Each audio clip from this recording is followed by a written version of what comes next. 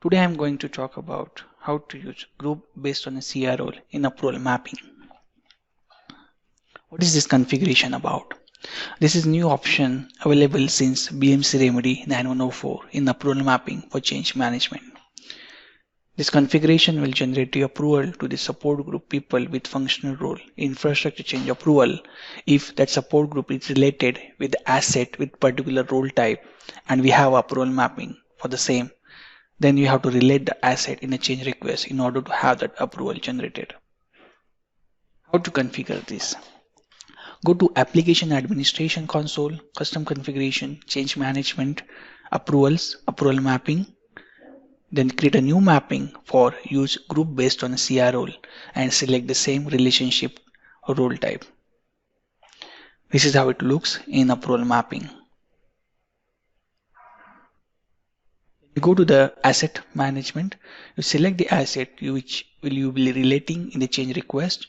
Go to the people tab and add the support group with the role, the one specified in approval mapping. This is how it looks in asset. Now I'll show you how it works. Now this is the approval mapping I have for the review phase, and I've selected group based on a CR role with a use by relationship. Then I go to the asset test for approval. Then I have service desk added as a use by relationship with support group type. If I go to the support group, open a service desk support group, you can see there are two users with functional role approver, support staff 1, support staff 2. Now I will go and create a new change request.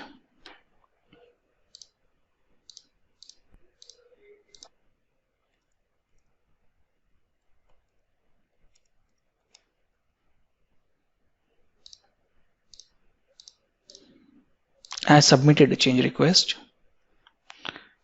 Then I'll relate that asset into the change request. Relate. Okay. Now the asset is related. Now I'll move this to the next stage for the approval phase.